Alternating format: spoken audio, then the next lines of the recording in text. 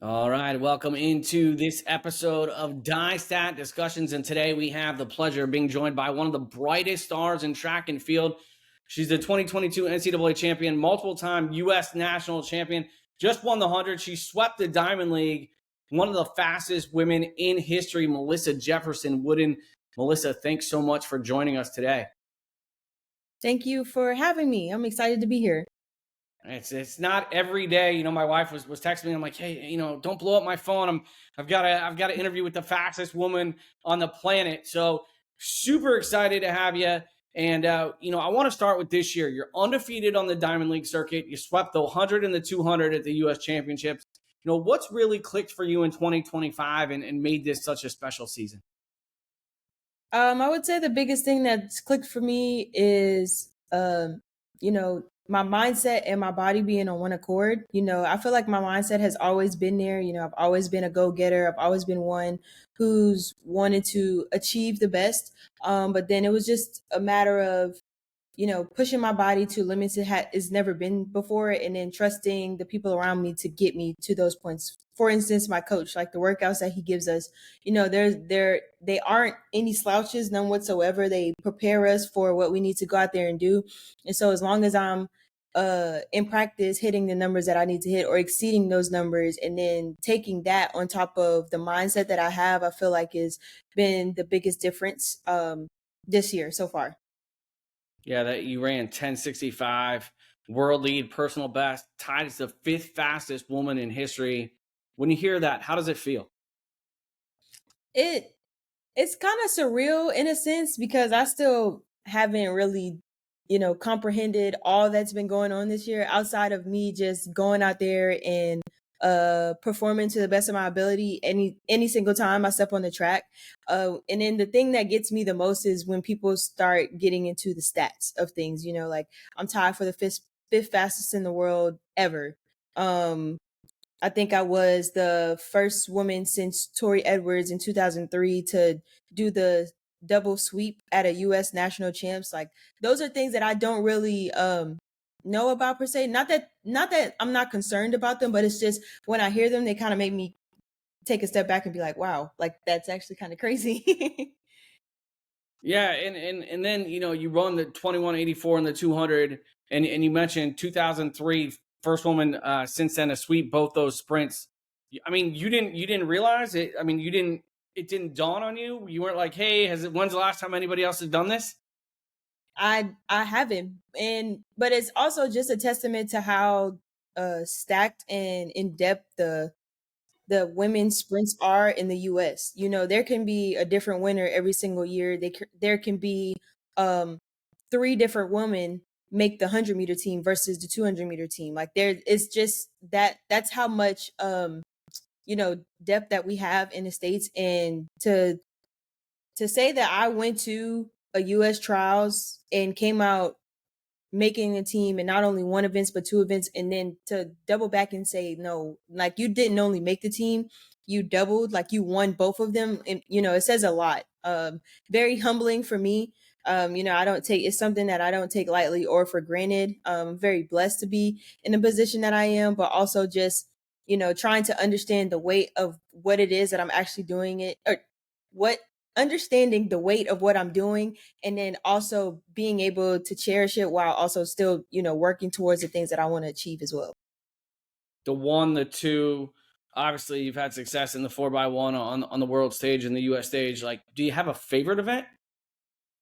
I'm guessing the My favorite 400 event, is not. I'm guessing it's not the 400, but of those three. yeah, no, my favorite event would hands down be the 100. I am learning to love the 200 a bit more now, just because I know how to run it.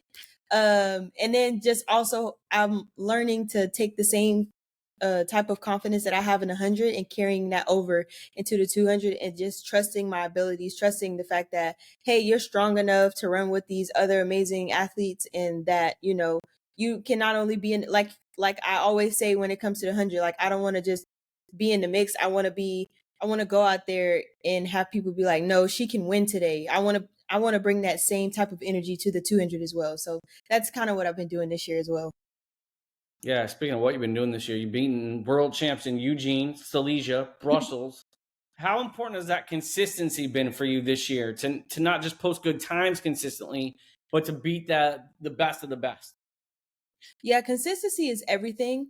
And I feel like this year, I knew the biggest thing for me coming off of the Olympic year was that even though I was very, very happy with how last year went for me, I still, granted, I am great. When I say this, I'm not saying it as if I'm not grateful. I'm very grateful for my bronze medal. In fact, my bronze medal in my eyes is a gold medal. Um, but then at the end of the day, I'm also a competitor. You know, I want to go out there and I want to win. I don't want to walk away from this sport just saying that I was a part of the sport. You know, I want to be able to say like I made my mark in track and field, and people are going to remember me for the things that the things that I've done, and not only just that, not the things that I've done, but more so of the person that I am. You know, seeing me for who I am, seeing how hard I work, seeing how I am when it comes to other people, when it's other people's times, you know, things like that. It's just a matter of you know, me wanting to always be true to who I am and letting that shine in a sense. So when it came to 2025, it was like, okay, even though you were really happy with how last year went, like let's take it up a notch. Let's not start out the season with injury and see how far you can get from here. It literally started off as that. Like let's just get through the fall healthy. Let's not miss any days, miss any workouts because you can't do it. You physically can't do it. Let's stay on top of our health and first and foremost, and then just see where it takes us. Yeah, and going back to Paris, coming so close in semifinals in the 100, fourth place in the relay, did that, impact how you headed into this year? And was there that moment? What was that moment, excuse me, that you said, hey, I need to shift it into another gear before this 2025 season? Really, honestly and truthfully, it was probably a month before my first meet, which in Kingston, which was actually around like right after I had gotten married, was when I was like, okay, you know, now I felt like I could like officially close the chapter on 2024. Even though we were well into 2024. Well, not well in, we were like a couple months in. But it was just about, you know, I went from running in the Olympics to coming home and then having to plan for a wedding. And then also while still planning for a wedding, you know, everyone wants to celebrate me. So then it was um you know, getting all of these opportunities to not only be celebrated, but to just learn new things, meet new people, see new faces. And um, really, it was, you know, finding the balance in that. And then by the time I had found the time to actually sit down, it was time to start training again. But I obviously went in with the mindset of like, okay, it's a new year. Like, let's approach it a little differently than before. And normally when I go into a new season, I write down my goals probably like the same week we start training or maybe a week before, but this year I didn't. I waited. And I didn't start to write down my goals for 2025 and literally until after the wedding. Because I remember telling my husband, I was just like, you know, how do you move on to a season you know, looking to be better when you were so content with what happened last year? You know, I feel like it's a different type of grind in a sense. You have to find a different like you said, something that takes you to another level to make you tap into something that you haven't tapped into before. And especially with how the Olympic year went for me, you know, being that I started out where I did and how far I overcame and all the things that I had to go through in order to get to that point, you know, it was like, oh, at the end of the day, she's a fighter, she's a dog. But what is going to be the thing that gets me to succeed in 2025? You know, the thing that got me to succeed in 2024 was I didn't make the team the year before. And then also was like, okay, no matter if I'm injured, I still have to figure out a way to make this team. Like I have to find a way. And going into 2025, it was really like a balance of the two. Even though I had made the team the previous year, I didn't want to fall into the same cycle I did in 2023, which was, you know, I had that crazy year in 2022, and then I came into 2023 to reigning US champ, and then I end up fifth and only end up going to Budapest for a relay pool. You know, I didn't want to relive that same cycle. And so at first, it was one of those things where I kind of approached it out of fear, you know, and when you approach things out of fear, it's kind of like you're scared of what could be versus, or you're scared of the things that have already happened. And instead of looking at those things and saying like, hey, yeah, that happened, but it doesn't have to happen again. It was that once I realized like, hey, it did happen, but let's make sure it doesn't happen again. Once I got that through my brain, then that's when things started to really like shift. And then when it came time for the first meet, it was just about execution. And that's what it's been about all year. You know, the biggest thing in especially the 100 is execution. You have 10 seconds to either mess up or run close to a perfect race. And in those 10 seconds, it's up to you to decide what do you want to do with that, you know? And so that's pretty much how I went about it. No, I love it. And, when you look at the start of the season, you were without a doubt the MVP of the Grand Slam track season. That league faced and still faces some financial challenges. Everyone wants to get Mhm. paid for their work, obviously. But can you reflect on what those events and those opportunities did? It almost seemed like you used them as a springboard to become the number 100-meter runner in the world. Yeah, absolutely. And I can say this with 100% honesty. Like there's no, I'm trying to like answer it politically correct or, for you guys or anything like that. But I, when I got the opportunity to sign up for Grand Slam, the first thing that I said was that, um, I finally get to do something that I've always wanted to do. You know, I get to run these 200s, which are going to make my hundreds better. Right. And then not only that, for me, signing with Grand Slam, money was never the first priority for me. I always looked at the money as an incentive. And like you said, it looks as if like I got exactly what I needed out of Grand Slam and I kind of did. I just needed a platform. I just needed an opportunity. And that's what I did. I took my opportunity and I made the best out of it. Before where it would have been harder for me to get into maybe a Diamond League race for a 200 because I didn't have many 200 times because I hadn't ran it since I was in college. I get to line up at Grand Slam track every 3 to 4 weeks and run a 200 no matter what no matter what the last time was I ran in the 200. I got an opportunity to do that and I got an opportunity to make the best out of that. And not only that, I feel like for the first time in my career, like people are actually starting to see like, hey, not only not only does she have the potential to be one of the greatest to ever do this sport or just, somebody who's striving to have those type of accolades that all the other amazing women in our sport have already have. Not only does she bring that to the table, but she's a good, sensible person. And at the end of the day, I feel like um the biggest thing in our sport is yes, there's a lot of things that need to be fixed, but I feel like one of the biggest things that I've always wanted to take away from this is that, not only can people say that I was a person who was, good at what she did, but I was also a great person. At the end of like off the track, you can have a decent conversation with me and you not be like, oh my gosh, like, like, no, I'm very down to earth, very approachable and things like that. I want people to be able to say like she was a good person. And I love that. And I was, I had an interview with Ja'Cory Patterson, the 400 champ, a couple of weeks ago, and that was one of the things I told him is, I've covered a lot of sports and been blessed to do that, and I've covered track and field for a decade, and I think just making our athletes approachable and being Mhm. able to tell those stories is really awesome, and we definitely need more of that.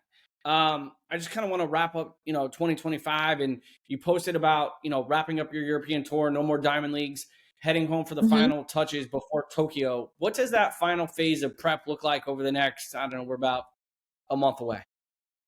Yeah, well, so crazy enough, you said it yourself. You've known coach for a long time now, so he's definitely got something up his sleeve. Especially after today's workout, I'm like, I don't know what else the rest of the week entails. But no, it's really just, you know, trying to keep or using the days that we have here, at home where everything is the same and comfortable and you're used to, like using those days to just focus on the little things. Focus on the things where once you get to Tokyo, it's like, all right, it's now or never. You don't want to be worrying about the smaller fine tune things that you had a chance to clean up at home. You don't want to be worrying about that once you get out there. So that's basically how it's looking for me. And then I really have about maybe 8 days left until I leave for Tokyo. So it's really just about like, yeah, we get a full week's practice and then it's time to start packing and then get on that plane. I love it. And for those who, might just see you, as the fastest woman on the planet, but I want to rewind. What are your earliest memories of running and growing up in South Carolina? Let's get to uh, know the journey that got you to where you're at. yeah. So growing up running in South Carolina, the thing that sticks with me the most, I remember being a part of Hershey Track and Field. I don't know if you've heard it. Have you ever heard of Yep. Hershey Track and Field? Yeah. Yep. So I Yep. did Hershey Track and Field, um, and I started about at the age of 5, and it was literally something that I just did for fun. It was like, okay, my parents signed me up. It's like vaguely I remember, but it's just like my parents signed me up and I would just go to the track meets and run. And then one of the most distinctive memories that I have of that is I had a coach. Her name is Pansy Kelly. Well, Gamble now, but her name at the time was Pam Kelly. And so she would not only was she my coach, but she would actually pick some of the athletes up and take us to practice. And so it would be me and my best friend and her son and maybe one other kid, um, who would ride together all the time. And so I remember we would go to practice and we would train and whatnot. And then afterwards, she would take us across the street to the store because we practice at, crazy enough, we practice at the high school that I ended up attending, Carvers Bay High School. And so she would take us across the street to the convenience store. And, some days me and my best friend, we would have money to get a snack or a drink or something. And then some days we wouldn't. And on those days that we didn't, she would give us $2 each, or not $2 each, $2 between the two of us. So $1 each. And so what me and my best friend started doing was we would take those $2 and we would buy a 99-cent drink and a 99-cent chip. And we would share the drink and share the chip. And it's crazy because, like you say, what are some of my earliest memories from running in Georgetown, South Carolina, in track and field? And it's moments like that where I can look back on and smile and be like, you were always going to end up all right. Like, you didn't know exactly, you had dreams, you had goals. And granted, even though you didn't know necessarily how you were going to get there, you always knew at the end of the day that you could make a way in order to do the things that you need to do. And I feel like the thing that I hold so near and dear to my heart is my village. My village is basically my family. And since my parents, my siblings, my aunties, my uncles, my cousins, everyone, whoever in the village knows who they are because I say it time in and time out. But without the village, like, I wouldn't literally be here. And that's also what comes to mind when I think about, my early days of running. Had I not been able to meet Coach Deshaun Miller, who introduced me to Junior Olympics, I would have never known that that was a thing outside of high school track. I would have never known, like, hey, they have all these other meets that you can get into, and things like that. Like, hey, maybe I would have never thought that I could go to college and run and then also get school paid for at the same time. It's just things like that. Like, had I not met the people that I did when I did, who knows where I'd be right now. Did you ever think you'd be a track star? Was that on the bingo card? Fastest woman in the world? So, okay, if I'm being honest, I knew that one day I could be an Olympian.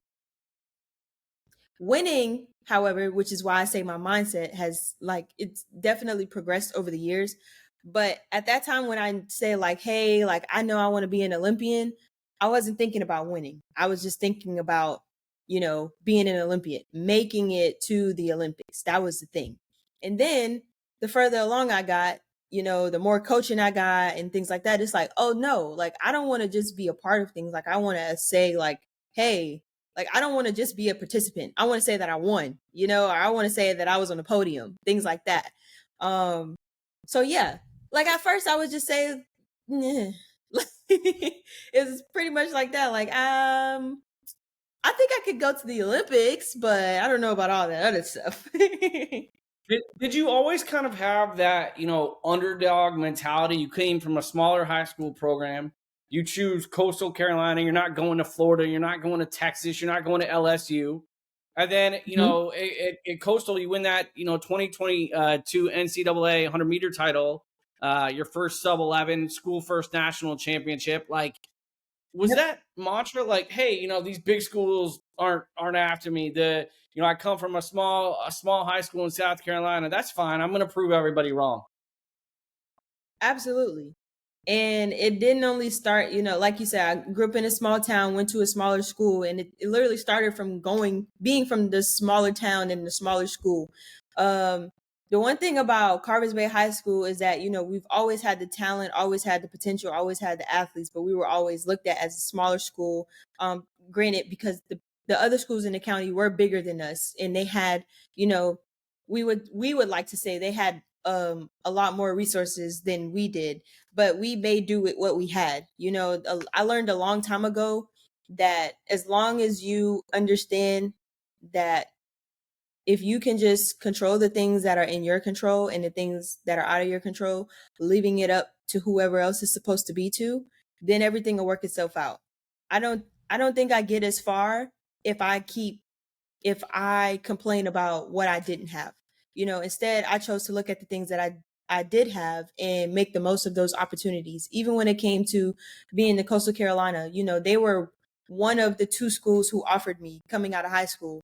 And it's crazy because I always said that I would never go to Coastal because that was, it was too close to home and things like that. But that ended up being the best decision of my life to go to Coastal Carolina, because then I would never met Carl Goodman, who ended up, developing me into the athlete who went on 2 years later to be a indoor 60-meter national champion and then run her first sub 11, things like that. Like nobody would ever know had I not taken the route that I did, or being from the smaller town, being from the smaller school, and not letting the things around me affect who I want to be as a person, and just using those things as fuel to make me the best person that I could be.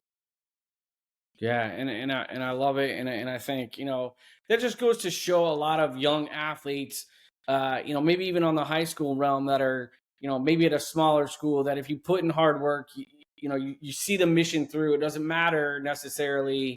You can win a national title at a Coastal Carolina or a Florida. Like, one school might have Yep. more resources than the other, but if you put in the hard work and believe in the mission, anything can happen. And just a couple of weeks after that national championship, you shocked the country. You win the U.S. title in Eugene. What do you Mhm. remember about that moment and making your first world team?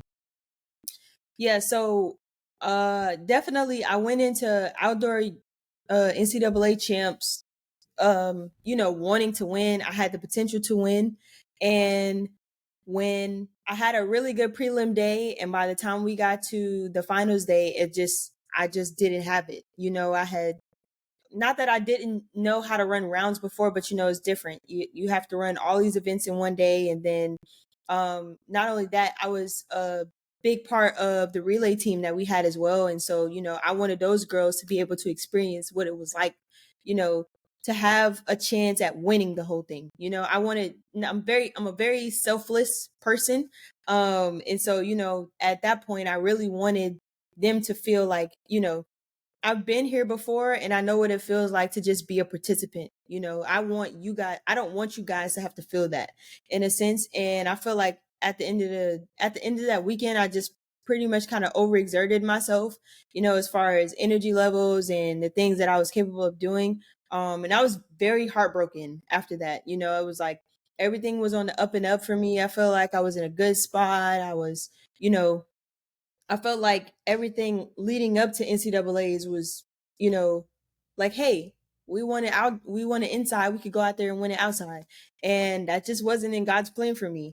And I went back home and I took a day to literally like just be in my feelings about it. I spent time with my family. Once again, my village is always there, no matter if it's good or bad. Um, and then the next day I went to practice, and I just remember telling myself like, hey, all right, NCAA's is over, but now you have a chance to still go out there and do the things that you want to do. And that's what I did. I went out there to USA's and I said, you know, I literally don't have anything to lose at this point. At that point, I was going back and forth on if I wanted to come out and be a professional or if I wanted to stay in school. But I had that liberty of choosing at that point because I was still technically a sophomore. Yeah, technically a sophomore in college. So it was one of those things where the choice is literally up to you if you want to do this or not. And so I just use USA's as another opportunity to say like, okay, if this is what I want to do, then I need to prove that I'm ready to do it. And that's what I did. And so yeah, going back to USA's, it's like had I probably done really good at NCAA's, I might not have made my first world team in Eugene. So, at this point, who knows? Right. And you mentioned about turning pro. What was the toughest part of adjusting to that lifestyle? And I know, I've talked to everybody from, Tamari Davis to Kaylin Whitney, who used to train in your group, Mhm. and they did it at 16 years old and, the Marvin Bracy's of the world back then. And it was, hey, now Yeah. this is a job. It's not, we're just doing it for fun. It's practice. This is your job. Like, what was Mhm. that transition like for you? Yeah. So early on, I thought it was pretty good. I thought we had a pretty good handle on things. And then once I got into the season and started running, and it was like, okay, you run these times. I'm used to running a cluster of times, and it's like, the consistency is there, which means the drop is coming. But then in 2023, the drop never came. Like the drop never came. And then I found myself at USA's getting fifth, not making the team for the 100. And so now it's like, okay, reality sets in. This is your first year as a professional. You were fortunate enough to be able to stay with your collegiate coach. And so now let's sit back and reevaluate some things. And you know, it was one of those decisions where I had to really like sit down and be like, okay, Melissa, like you say it all the time. You feel like you have the potential to be one of the greatest ever. These are things that you want to accomplish, but how are you going to get there? Who do you need right now in in your corner or in your circle that's going to get you to where you need to be? And it was just one of those things where the shifting from the collegiate system to your first year professional and then not being able to run as many races as you do in college was definitely a shell shocker for me. I feel like was first and foremost the biggest adjustment. And then after that, it was really kind of like, okay, well, you know, you're gonna have to be able to do you're gonna have to be able to simulate the intensity that you need on a regular day basis in practice. And I feel like the biggest thing for me, which was I felt like I felt like I was doing the things that I needed to do in order to run the times I wanted to run, but then it was just some things that were just missing. So as far as intensity level, like, you could train your butt off all you want, but sometimes you really just need a training partner. Sometimes you really just need somebody to push you past your limits. And so I ended up having talks, with my collegiate coach, with my agent, with my Nike rep, and we came to the conclusion that it was just best that me and my me and my collegiate coach go separate ways. And at first it was definitely hard because without him I probably wouldn't have been running the times that I did. So it was kind of like this thing, like we had grown up together in a sense. But it was the very thing that needed to happen, not only for my career but for his as well. He got an opportunity to um take the job at the University of Southern California, and now he's over there having the time of his life.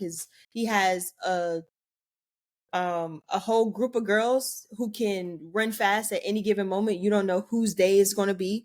So he's literally doing the thing that he's always wanted to do: have a squad of women who can dominate. And I'm so happy for him because he has worked so hard.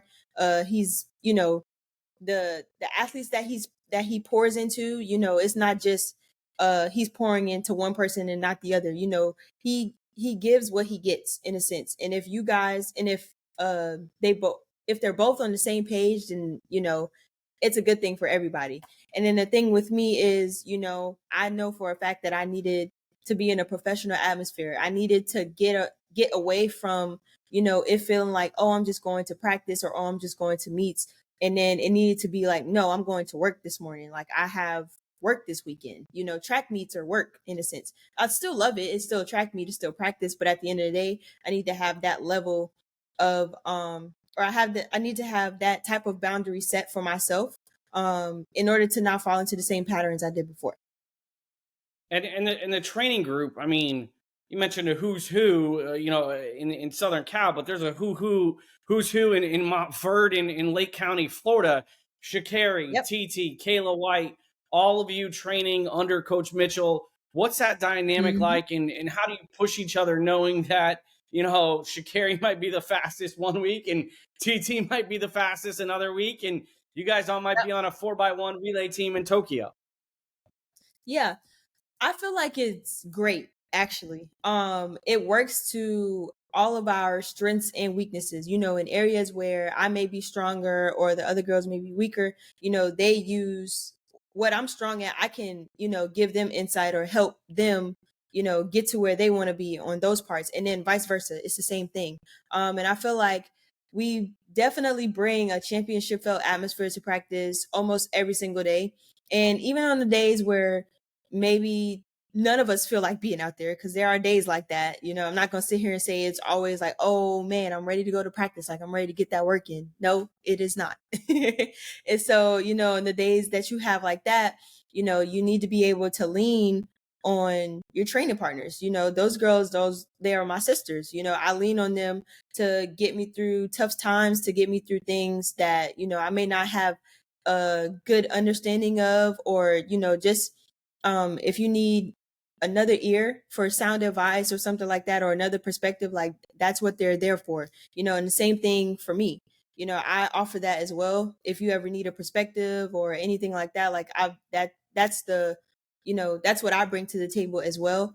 And the biggest thing I feel like for us is that, people ask all the time, like, oh, like, how do you guys train like that? Like, what is it like? And I feel like our coach does a really good job of he's training us all to be great. It's just a matter, it's up to us at the end of the day to basically make the most out of whatever situation it is. It's not like one person is getting coached more than the other person or vice versa like that. We're all getting the same amount of information, but it's up to us how we internalize that and how we use it to our own advantages. So What would you say one lesson? I know Coach Mitchell is very what's the word, intense when it comes to coaching. He's very passionate about what he does. What's one lesson that he's drilled into you and maybe the other athletes that you carry into every race? That's a good question. One thing coach coach has told me, I would have to say, it's the mindset. Like, it's the willpower to, no matter how tired you are or how your body may be feeling, like, he finds a way every single time to get us to tap into another level of mental that we probably didn't even know existed. So when we go to these meets and, we're doing our warm up lap and we're doing our strides, and, sometimes it's crazy because before I was in the group, it used to be something that was very intimidating. But now that I'm in the group, it's just one of those things where, like, no, like, we don't think that, we're necessarily better than you. It's just that we know you didn't go through what we just went through to get to this point, and at the end of the day, when we step on the line, like, you're gonna know who Star Athletics is. And I feel like that's the biggest thing that he's probably taught me, and that I've taken away and held near and dear to my soul, is just like just the way I go about thinking about, how I'm going to get ready for the race, or when I get in the race, what am I going to do? Even when it comes down to the warm up, how I warm up, what it looks like, and the intensity that I bring. Yeah, with all the momentum as we wrap up in this interview, with all the momentum you built in 2025, how do you approach Tokyo maybe differently than previous Worlds or the Olympics last summer? Yeah, so going into Tokyo, as much as I would like to say, just keep the main things the main thing, and that is to go out there and execute. Excuse me. Sorry. I feel like the biggest thing that I'm going to take going into Tokyo is that, you know, you've worked your butt off all year long for this very moment. So when you get out there, it's almost one of those things of like, you're not trying to make it a bigger deal than it is, but don't take for granted all the hard work that you've put in. You know, if you need an extra bump to your mental, the thing that, gets you going, or the thing that keeps you in that mode, no matter how many days we're out there or how many rounds by that point I've gone through, just staying the course and finishing strong. Yeah, when you think ahead, I know it's hard to think past Tokyo, but you look at LA 2028 on the horizon. How exciting is the chance to compete at a home Olympics? Have you thought that far, or is it, hey, we got Tokyo, we got 2027 and 2028, 3 Yeah. years down the road? Well, it's kind of like here or there. Obviously the opportunity to compete on home soil for an Olympic Games is definitely um a dream come true. And also, like, there's so many people who's had careers who don't get to say that. Like, I've competed all these years in the Olympics and I never got to compete at home. And to have an opportunity to be able to do that when the time comes is definitely something that I'll forever cherish. But then, like you said, like right now, it's just like, no, like, let's get through Tokyo. Let's see what these next couple of years build up to. And then it's like, okay, but I would be lying if I didn't say I was already excited for LA. Especially coming off of I'll Paris Olympics. It's like, ooh, no, I'm ready for the next one. host it in our backyard. That would be fun. Melissa Jefferson wouldn't off the track. What do you like to do when you're not running? Oh, okay. So I like to spend time with my friends and family, first and foremost. I feel like spending quality time is probably my love language. I can text you, I can call you, but I really just want to look in your face, in a sense. So I that's number one on the list. And then number two, I really like playing the game, preferably Call of Duty. That's my thing. I love Call of All right. Duty. Little gamer action. You mentioned your love language. Recently got married. What's the key to happy marriage and a successful marriage? What's that like for you?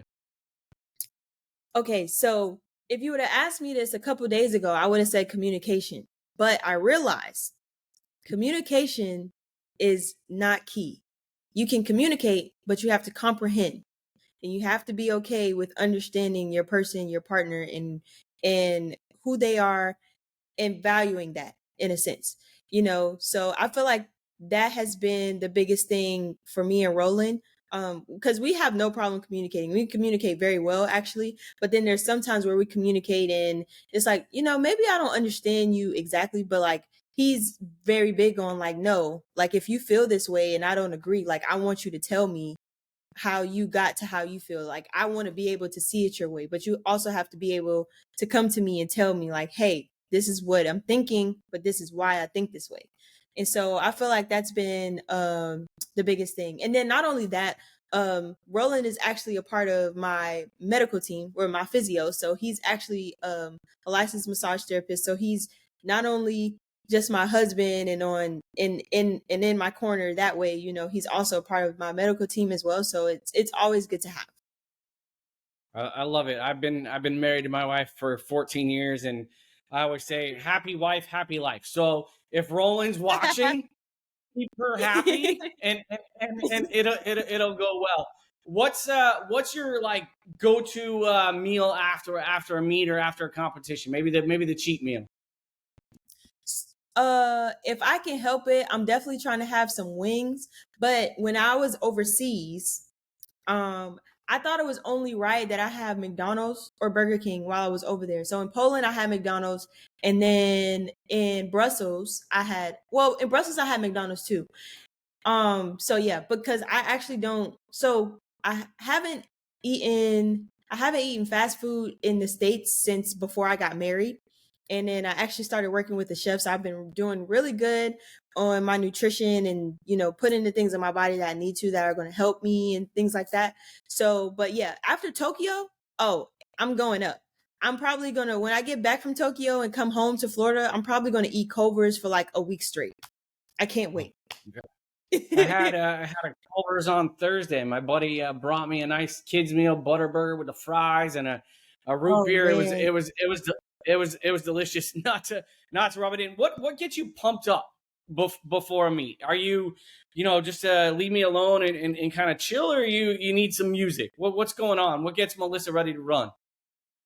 Yeah, I'm definitely listening to music. And then, so crazy enough, with the 200, I'm like the total opposite. I'm like talking to people, um, probably messing with Roland and my agent, like just, saying little stuff like, hey, what's up? Like I'm talking and everything. I'm like, it really just be me not trying to concentrate on the fact that I have to go out there and run a 200. But the 100, I'd definitely be locked in. My music be in, it'd be up and loud, the noise cancellation on. Like, I just let me be in my own little circle. Track and field's taking you to a lot of cool places. Where's the neatest one that you've been? Ooh. Okay, so far, the neatest place I've been would probably have to be Monaco. And that was from 3 years ago. I'm still holding on to that. Monaco is definitely up there for sure. Now, I will say my first time the meet in Brussels was actually my first time attending, so it was my first time in Belgium ever. I really liked that country and I really liked the city of Brussels. It was really nice. So, yeah.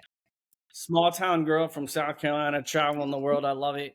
Kind of on a marketing front, is there a sponsor out there that you're like, I would love to work with this brand?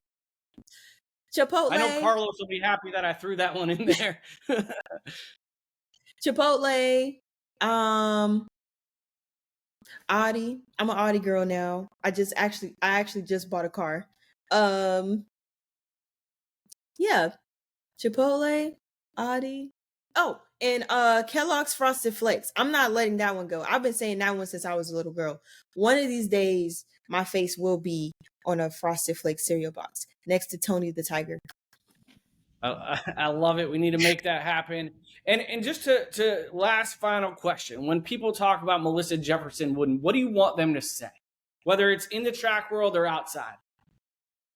Man, she's such a nice girl. Like literally. That's it. I love that. Humble beginnings. It definitely shows. And, a huge thank you, Melissa, for sharing your journey from making history in 2025 to your roots in South Carolina, everything in between. We really appreciate your time, and we'll definitely be rooting you on as you get ready to crush it in Tokyo and in the future. Thank you so much.